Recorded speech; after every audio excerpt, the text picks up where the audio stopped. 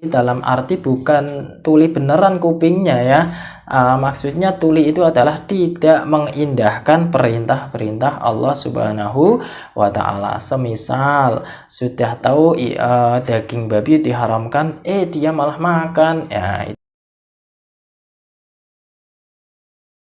Bismillahirrahmanirrahim.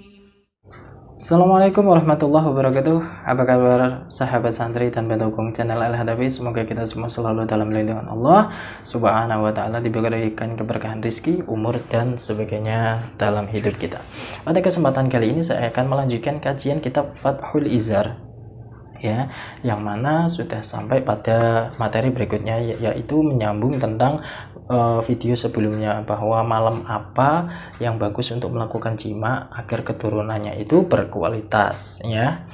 A'udzubillahi minasyaitonirrajim. Bismillahirrahmanirrahim. Wa man jama'a fi lailatil iddi, dan barang siapa berjima atau berhubungan intim pada malam Idul Adha, yakunul waladu, maka akan ada anak dzasiti asobi'a, akan memiliki 6 jari ya. Jarinya itu ada 6. Nah, yang di sini dijelaskan ya, dalam kitab Fathul Izar, bahwa barang siapa yang melakukan jima, hubungan intim bersenggama dengan istrinya pada malam Idul Adha ataupun hari malam Idul Fitri ya, itu ketika dihasilkan keturunan atau menghasilkan keturunan, itu keturunannya akan memiliki 6 jari ya. Biasanya umumnya 5 ini ya. Berarti nanti jempolnya itu ada 2 biasanya ya. Yang sering saya lihat itu kalau memiliki 6 jari itu jempolnya ada 2, tidak mungkin yang ini ada 2 itu tidak, ataupun yang ini ada 2 itu tidak ya.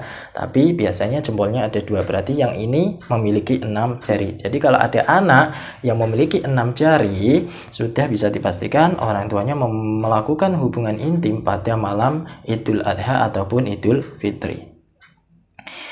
Wa man jama'a, dan barang siapa berjima zaujatuhu kepada istrinya ma'atakallumi, dengan berbicara, yakunul waladu, maka akan ada anak abkama, itu tuli ya.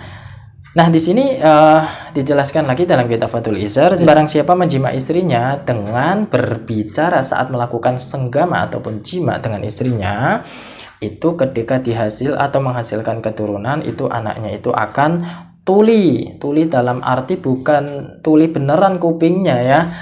Maksudnya tuli itu adalah tidak mengindahkan perintah-perintah Allah Subhanahu wa Ta'ala. Semisal sudah tahu daging babi diharamkan, dia malah makan ya, itu semisal ya. Atau mungkin semisal lagi minum khamr atau minum sesuatu yang memabukkan, itu diharamkan ya, karena mengandung madarat yang banyak, dia malah mengkonsumsi itu. Nah, itu adalah ketika ayah ibunya atau orang tuanya itu melakukan senggama dengan berbicara ya, entah itu berbicaranya apa itu ya. Pokoknya intinya sesuatu yang dibicarakan itu adalah muspro, atau sesuatu yang tidak tepat dibicarakan pada saat melakukan hubungan intim. Bismillahirrahmanirrahim. Wa man jama'a, dan barang siapa berjima fi dzulmatin, dalam keadaan gelap, yakunul waladu, maka akan ada anak sahiron, itu akan menjadi seorang sihir atau ahli sihir. Nah, jadi di sini dijelaskan ya, bahwa yang melakukan jima pada dalam keadaan gelap gulita, jadi itu tanpa penerangan ataupun tanpa lampu ya, melakukan jima hubungan intim itu dalam keadaan tidak ada lampu, itu kemungkinan anaknya akan menjadi seorang ahli sihir. Jadi berhati-hati ya.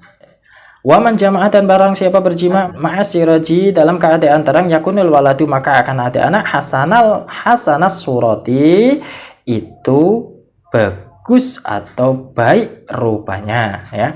Yang selanjutnya, barang siapa yang berjima atau melakukan hubungan intim pada istrinya ya, itu dengan adanya penerangan atau lampu itu menyala, itu akan diberikan keturunan yang bagus rupanya. Kalau laki-laki itu kalau laki-laki itu ganteng, sedangkan kalau perempuan itu cantik ya. Jadi saran saya kalau ingin melakukan hubungan intim, jima ataupun senggama dengan istrinya, itu usahakan dinyalakan lampunya. Nggak asik kalau dinyalakan lampunya. Oke.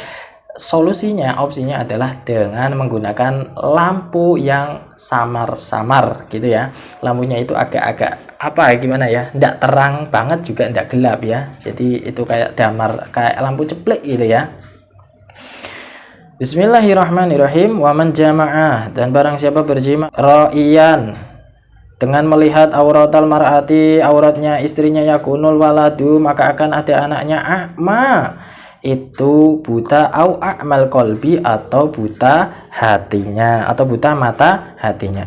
Yang selanjutnya, barang siapa yang melakukan hubungan intim atau berjima itu dengan melihat auratnya istrinya, itu kemungkinan anaknya akan buta ya, atau mungkin buta dalam kiasan itu buta hatinya.